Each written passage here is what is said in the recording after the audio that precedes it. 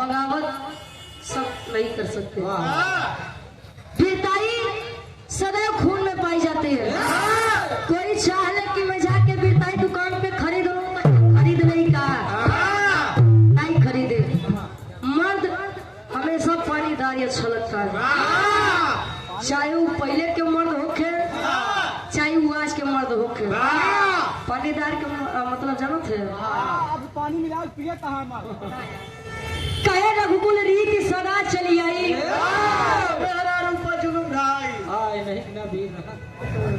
ये पूरी बातें बदल लेते हैं। कहे रघुकुल रीत सदा चली आई और प्राण जाई पर वचन न जाई। बात के लिए मैं अपनी जान दे सकता हूँ, लेकिन अपनी बात को कटने नहीं दूंगा।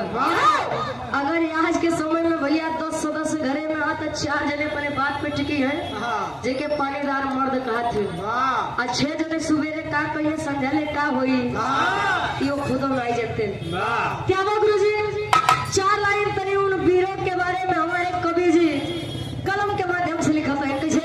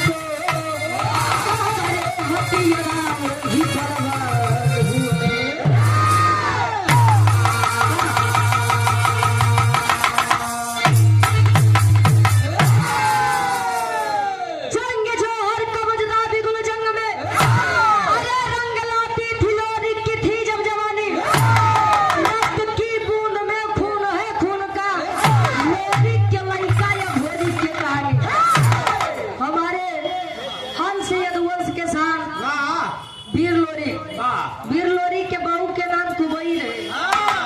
अब कुबई जी के ससुरारी कहाँ भाई आप लोग जानत थे? झाला कवि जी। अच्छा, ये हमारे गार्जियन जी, हमारे अखाड़े के पुरोधा, वीर रस के जाने वाले कलाकार, वीर रस के उनके दोनों अच्छा गाई, लेकिन आदरणीय रामदेव गुरु जी के नीचे सभी है। आदरणीय हमारे रामदेव गुरु जी का मंच है। बाबा ये 100 रुपए का सम्मान किया। शायद हमारे गुरु जी जब इस संसार को भी छोड़कर गए होंगे तो हमारा जन्म ना हो।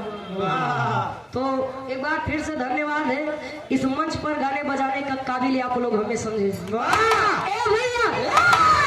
अच्छा, हम कहा पूछा तो है कि कुबई जी के ससुरारी कहाँ बजाना था अपन?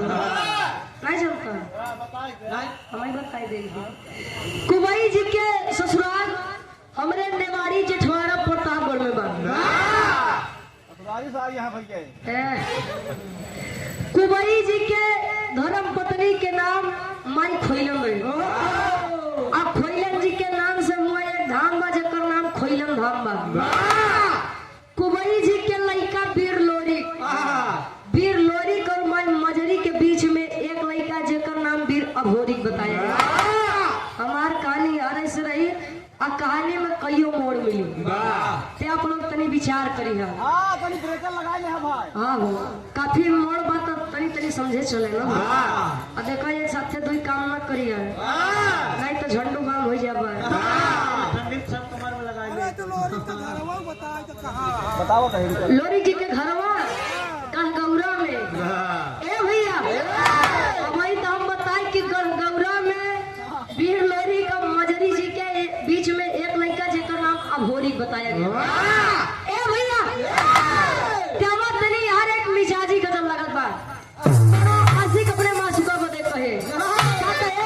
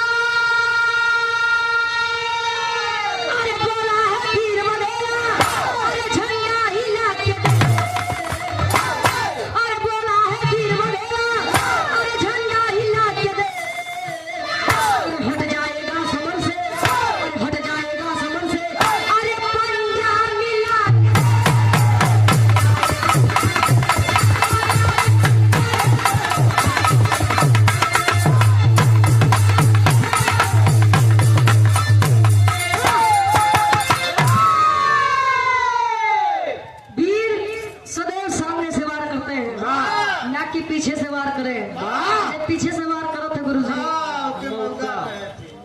ए भैया हमरे बिरहा के कहानी के शुरुआत कर दीजिए। आरे से ले आते हैं जौहरी छम लगा कैसे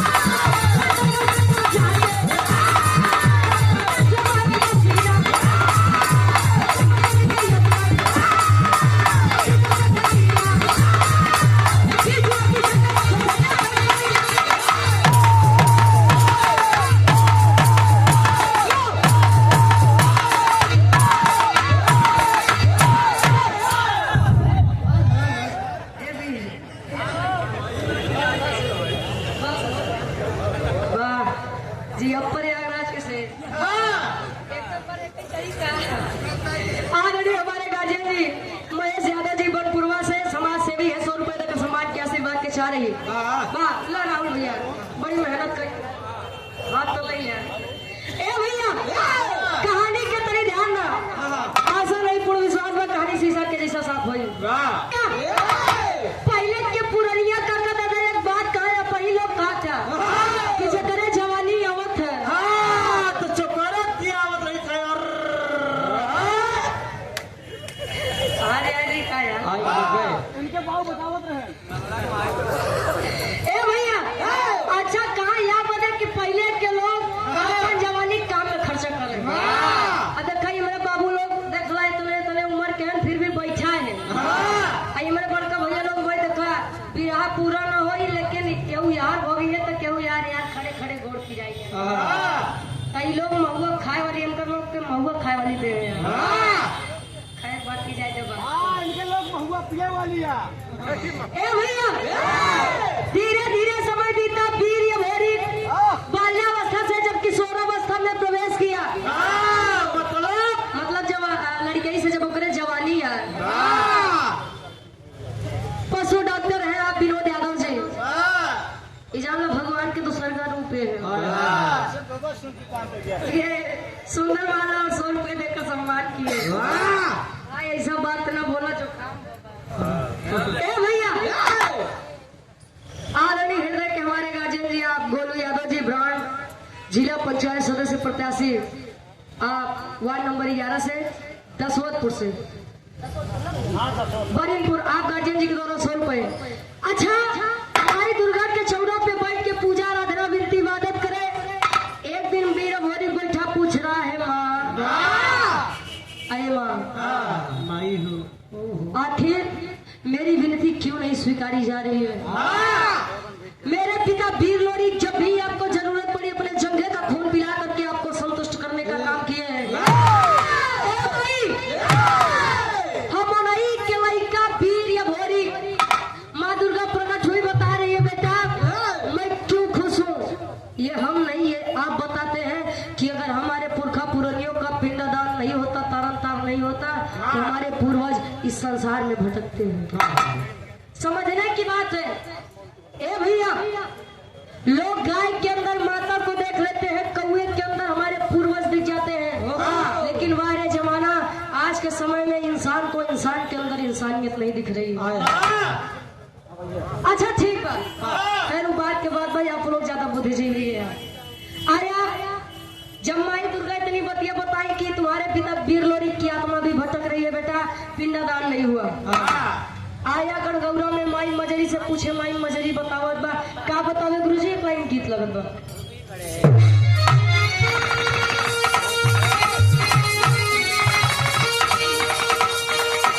बिहार सम्राट स्वर्गीय गुरु रामदेव गुरुजी अपने जवानी के अलावा में गायन और गाय के चला गए। कहा गढ़ प्रताप नहीं, प्रतापगढ़। वाह ए भैया, पहले के दुल्हन फरमाइश करे तो झुमका झुलनी पाइजे, लथिया एना सब चीज के फरमाइश करे। आज के दुल्हन फरमाइश करत बा स्टोन वाली साड़ी नहीं बा, वाह मेकअप के सामान नहीं बा, वाह फरमाइश चेंज हुई बा। ए भैया, गुरुजी गावे कैसे गावे?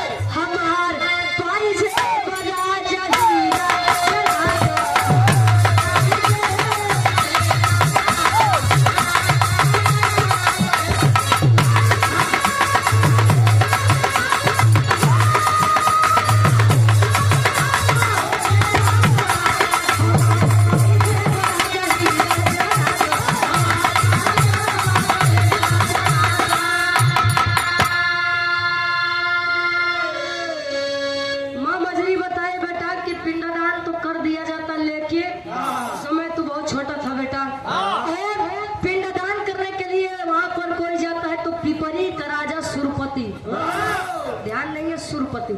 कहे सुरपति के साथ युद्ध करना पड़ता है और बेटा आज तक रिकॉर्ड है, कोई उससे युद्ध में कोई जीत नहीं पाया। क्या आज भी आपको मेरे पिता वीर लोरी के वीरताई पर शंका है? नहीं बेटा, अपने खून के ऊपर शंका बा? नहीं रे बेटा। तो कहे सुन मेरी बात, क्या बताए?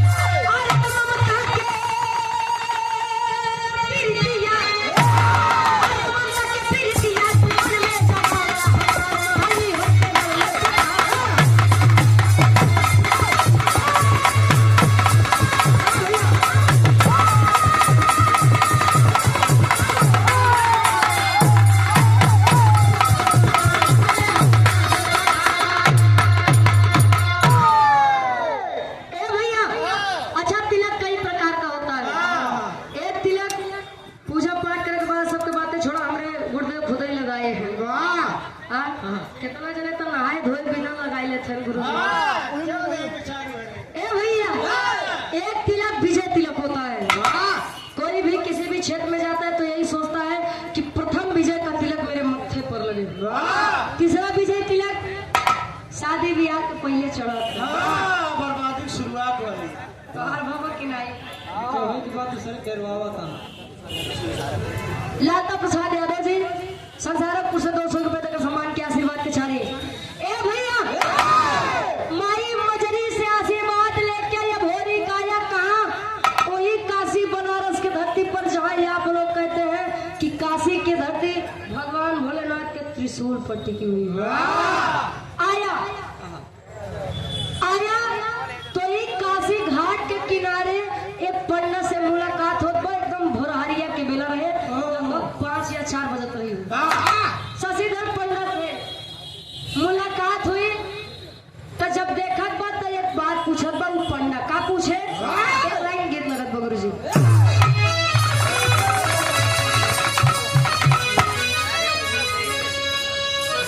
क्या बात है?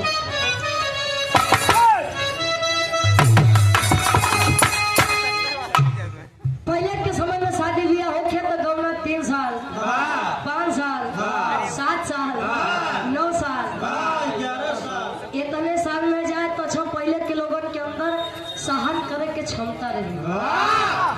कच्ची भाई नहीं पहले चला जाता है।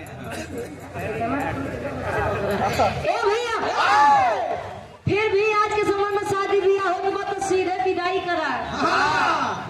पहले के समय में जब गौना के दिन पड़े तो बेचारी दुल्ही डराई कि हमका सास ससुर कैसे मिली है, हमका हमार दुल्हा कैसे मिली।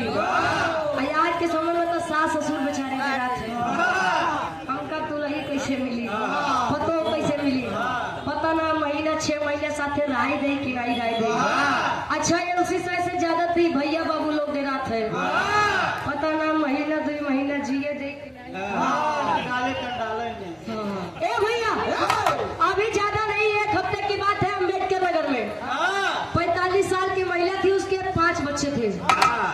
पति के अलावा भी उसका बाहर अफेयर था।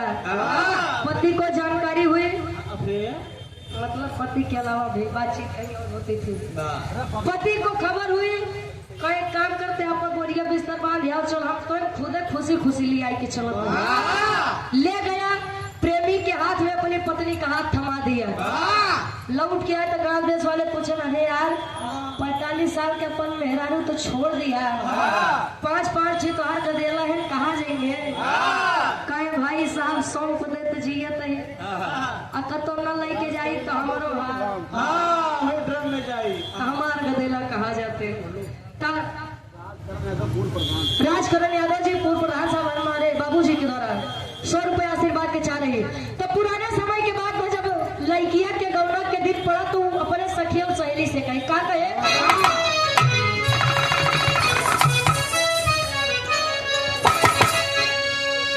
अरे जब से गवाना अरे जब से गवाना दिनवा धर आई, अरे जब से गवाना दिनवा धर आई, रतिया नदी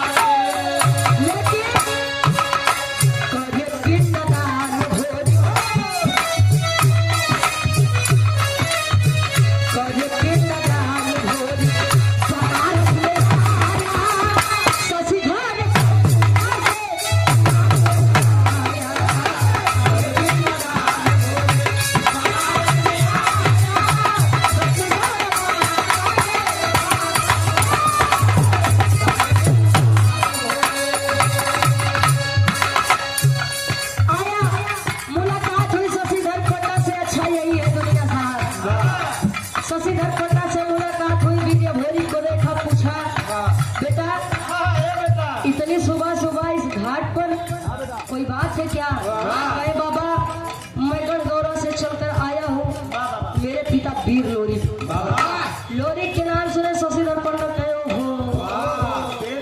बहुत बढ़िया वीर थे बेटा, और प्रमाण मिलता है कि आज तक तेरे पिता के सामने अच्छे वीर नहीं टिके। जो पंडा आज उन्हीं की तारीफ कर रहा है, यही पिंडादान का नाम सुनते ही पीछे हो गया। तू अब चाहे लोरी के लई क्या हुआ ए भैया, लेकिन पिंडादान में नहीं करवा पाऊंगा। कहे क्यों, कहे जाए तो बेटा अबे तो खेले खाए की उम्र बा, अबे खेल खा नहीं तब केहू जाते तेरे साथे शशिधर पंडव जी है। तब कहे था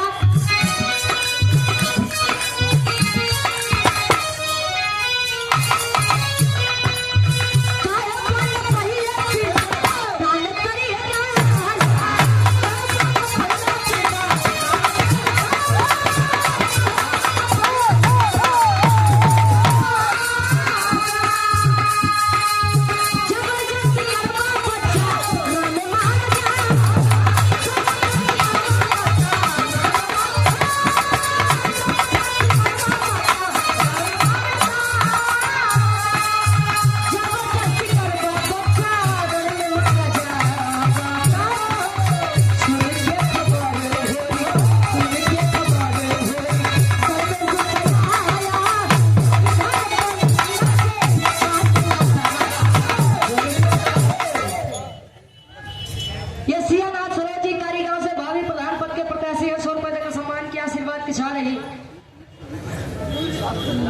कहाँ? योगेश यादव जी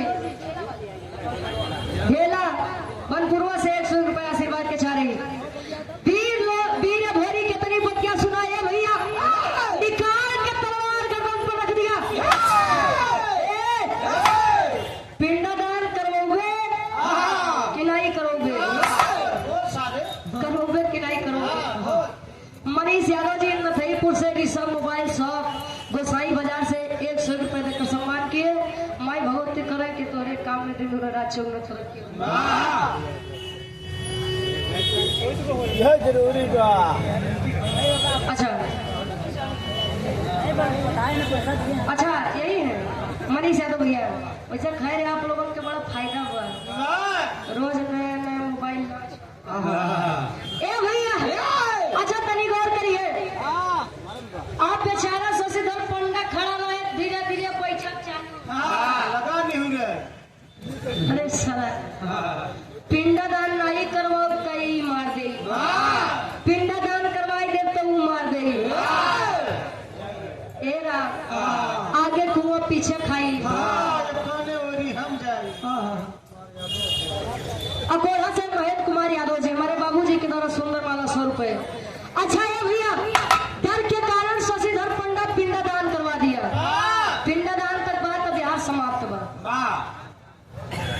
राम गोपाल यादव जी महाराज जी, अच्छा राम गोपाल गौड़ जी महाराज जी पर 100 रुपए देकर सम्मान किया। और ये 100 रुपए सियानाथ सरोज जी कारीगांव भावी प्रधान पद के प्रत्याशी है। कैलाश यादव जी ग्राम संसारापुर से आशीर्वाद के चार ही। ए भैया अब पिंडदान वाली बात यहाँ खत्म, अब इनके छोड़ा।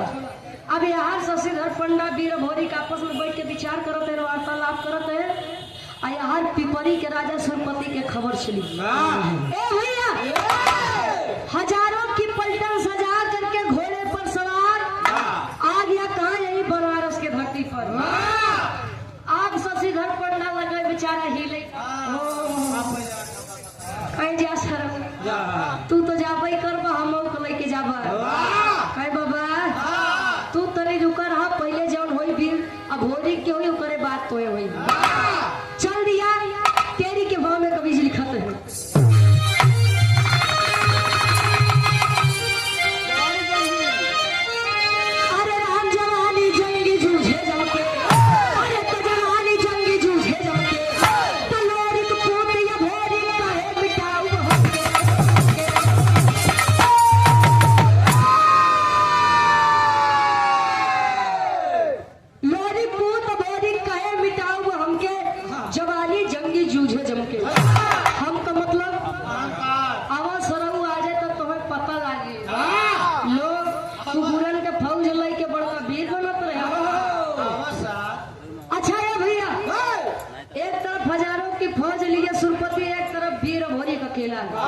जौने समय भाई साहब तेगल तलवार भाजे सैकड़न वीर ऐसे धराशायी हो जाए। वो तो का मेरे बिरहा के आखिरी गीत लगन बा।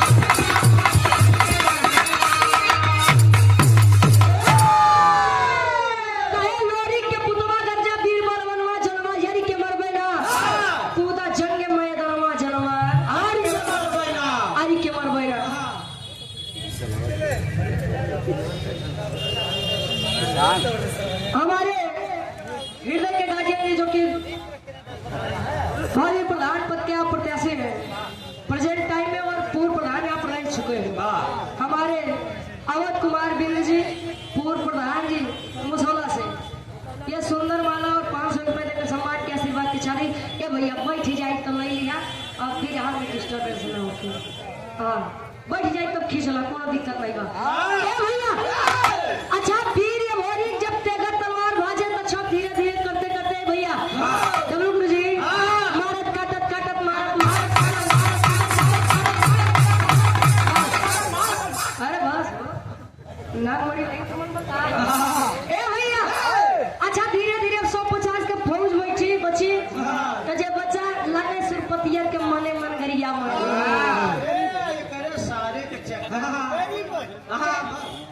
सुरपतिया तो मान लो लोग गुस्सा में कहे ओकर नाम सुरपति रहे लगे मने मन गरिया में कहा सारे तोरे चक्कर में हम तक गबई भाई हम ना जा साथ तुम्हारी मरवाओ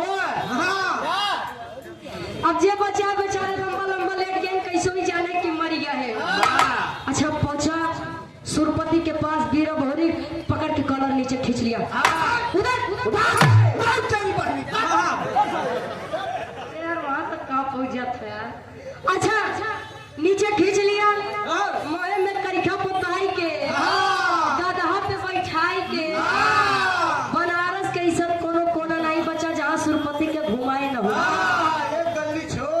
कवन गली हो धोबी घाट का छोटी लादी के ढोआ तो समय में कई गदहा मिली का जनसंख्या कम रही ए भैया अच्छा ठीक बा इतना हुआ तीनों लोग बैठे तो सुरपति के एक बिटिया रहे देखा लड़ाइयों समाप्त बा अब इहो के है हाथ छोड़ दो पिंडदान हुआ लड़ाई हुई अब तीसरा मोड़ भी रहा में सुरपति की एक बिटिया थी जिसका नाम केवला पतिया बताया गया केवला पतिया बीरताई वीर भौरी के बीरताई पर पहले से ही प्रसन्न थी अब जब इतना ए भैया केवला पतिया तो देखना चाहती थी आखिर वीर भौरी है कौन और केवला पतिया के एक अंदर बड़ी खासियत रहे वो जादू के विषय में बड़ी जानकार रही आइस तो पूछत बा अच्छा मेहरारू के आदत होते और इशारा में बड़ी बात करत थे शशिधर पंडा के देखे तो पूछत बा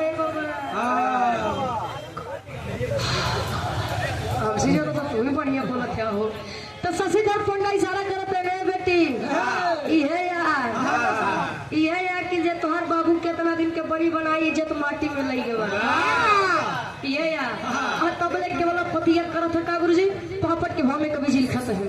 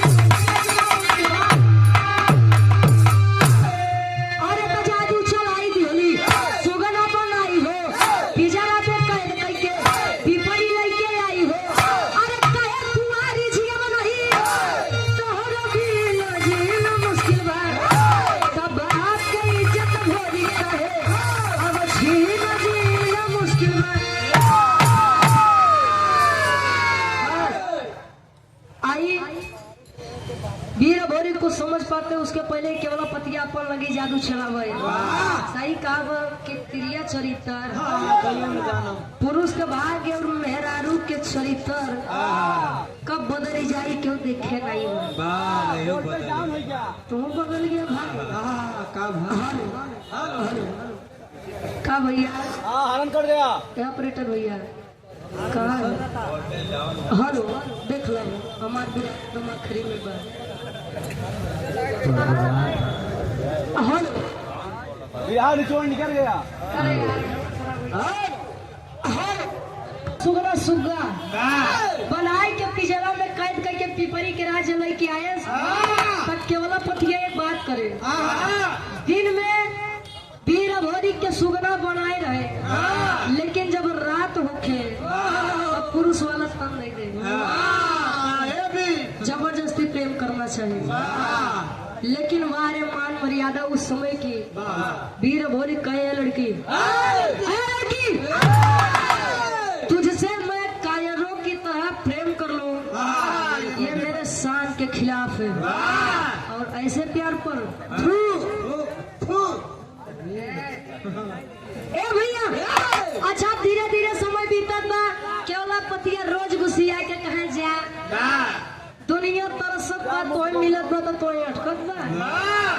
अच्छा धीरे धीरे समय बीतत बा, यार गड़गौरा में माई मजरी के अपने लड़का अभोरी के चिंता सतावत बा। कहा जाता है माई के जिगरा गाई के, पुतवा के जिगरा कसाई के, बाबू जीरा साढ़े के। ए भैया, अच्छा भेजती है माई मजरी गड़गौरा के दुई वीर, और वीर के नाम का रहे गुरुजी आल्हा के भाव में कवि जी प्रमाण देते हैं।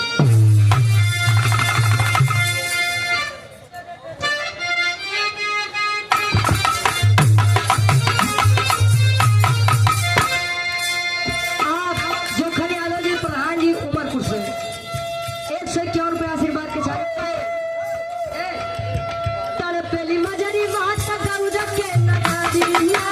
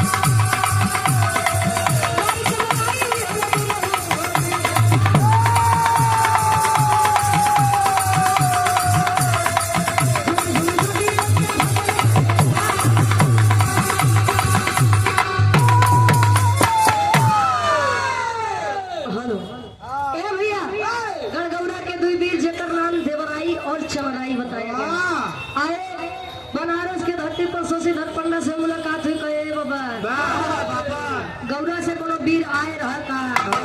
हाँ बेटा बहुत अच्छा वीर था, लेकिन बड़ा गलत हुआ उसके साथ। क्या हुआ? कहे सुरपति के बिटिया केवला पतिया बने जादू से। जुकाम वकील भैया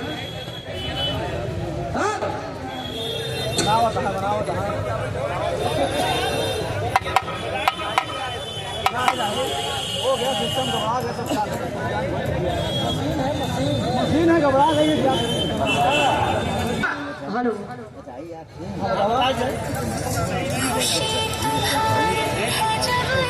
हेलो नाम बताओ नाम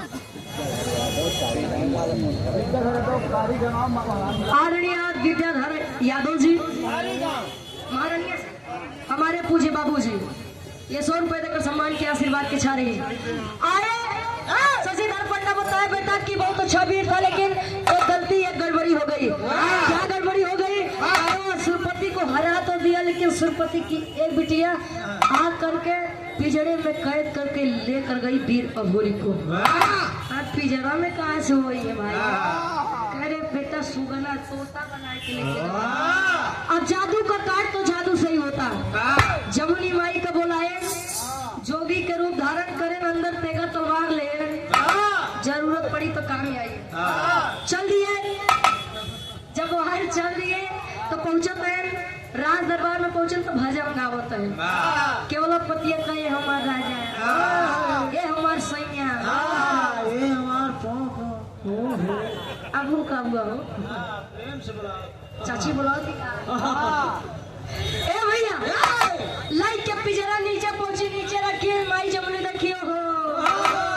बेटा ये भोरी क्या बात है? वहां पर फंसे हो। हाँ माई। तुका बेटा अच्छा पहुंची अब तब बोले तरह थी अपने जादू से वीर भोरी के उनका पुरुष कर दे आई। केवला पतिया बेचारी कुछ समझ पावत वैसी पहियो करे जादू से कभी के रूप दे गई। इज्जत खुल गई। क्या बात है?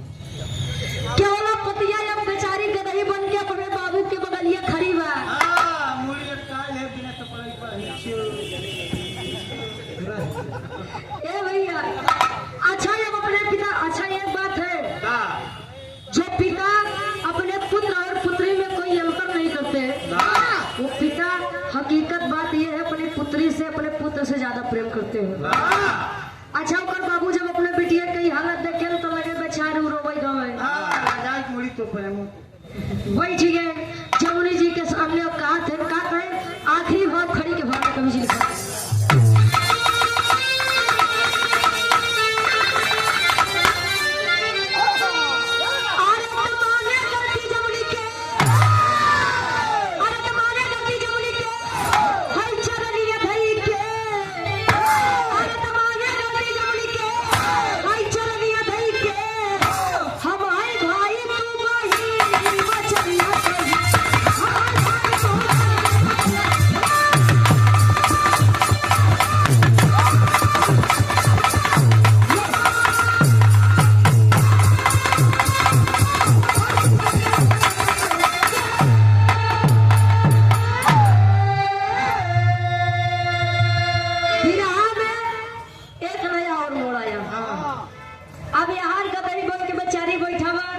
सुरपतिया बेचारा बैठ के तुम्हार भाई समान हम तुम्हार भाई समान। जो पानीदार मर्द होता है साहब उसका शान मार दीजिए, जान मारने की जरूरत ही नहीं है। शर्म के मारे पानी पानी होकर वो खुद ही मर जाएगा। ये पानीदार मर्द बापू। अच्छा सुरपति बैठ गया अब बीरा भोरी मार घुसियाए निकाल के तलवार रख दिया गर्दन पे। नहीं छोड़ूंगा तुझे, काट लूंगा सारे मैं तुम्हारा तीनों क्या हाथ गोड़ मूड़ी। वाह पूरा बोला कर रहा है। ए भैया नहीं छोड़। अब जमुनी माई गई है बेटा तनी गरमा का बैठ बेटा बैठ जा। अच्छा बैठाई कहे माई हम एक के शर्त पे छोड़ो। कवन शर्त बा? कहे माई एकर बिटिया केवल पतिया हमसे बड़ा प्रेम करत हो। एक कही ना हमार शादी उससे करवाई दे, शादी करवाई दे एक अपन ससुर मान ले छोड़ दे। कहे बेटा शादी तो हम करवाई दे लेकिन बड़ी दिक्कत बा। कौन दिक्कत बा? कहे बेटा या तो तू गधा बनी जा आया था एक के लड़की बनावा। भाई एक गदही एक लड़का मिलान थोड़ी हो रही माई जमुनी कही क्यों कि गधा गदही बने के जरूरत नहीं बा।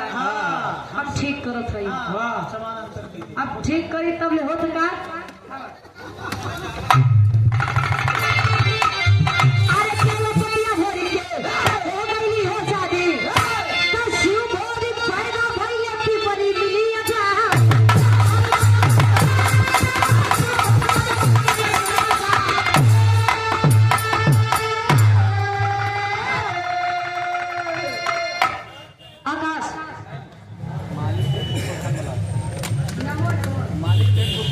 मालिक सेठ पूर्व प्रधान मतलब सुंदर वाला 100 रुपए तक सम्मान के आशीर्वाद के साथ कहे अरे तेरे गुने घरे आए भाई दुल्हनी लाई के अपने घरे आए भाई दुल्हनी लाई के हम भाई तू बहिनी वो चलिया केवला पतिया भोरी की शादी हो गई गणगौरा वापस से आए। धीरे धीरे समय बीता। ए भैया दोनों के मिलन दोनों के सहयोग से एक बच्चे का जन्म होता है जिसका नाम शिव भोरी बताया गया। हमारे बिहार में लोरी जी के पिंडदान भाई अब भोरी जी और सुरपति में झगड़ा भाई साथे बियाह हो गया। अब बियाह के बाद जन्म हो गया। कुबई के लड़का वीर लोरी के लड़का वीर भोरी के लड़का शिव भोरी। ये मेरे की शादी आखिरी में खानदान के पर्चे बस गुरु बिहारी गुरु गणेश गुरु रामलाल वर्मा का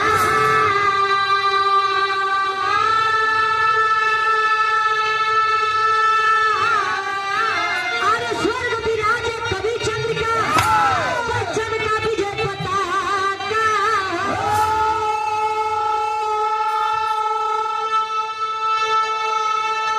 अरे जवानी जंग जूझे जम के अरे जवानी जंग जूझे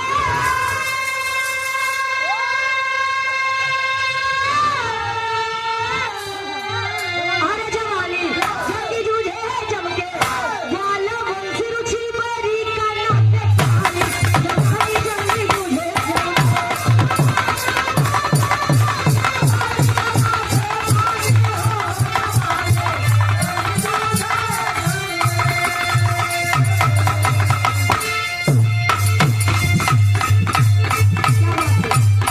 तेरे संसार की हालत तेरे संसार की हालत क्या हो गई भगवान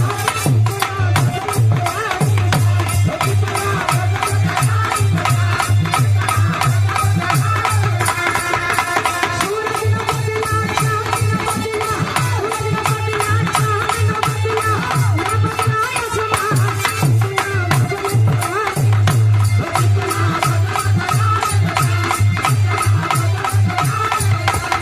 कितना बदल गया इंसान गाना बजाओ आज सुनो में कोनो भी गलती कसूर भाई आप लोग अपन लड़कियां बच्चा समझ के माफ किया और ये आप पशु डॉक्टर विनोद यादव जी पकड़ी कला से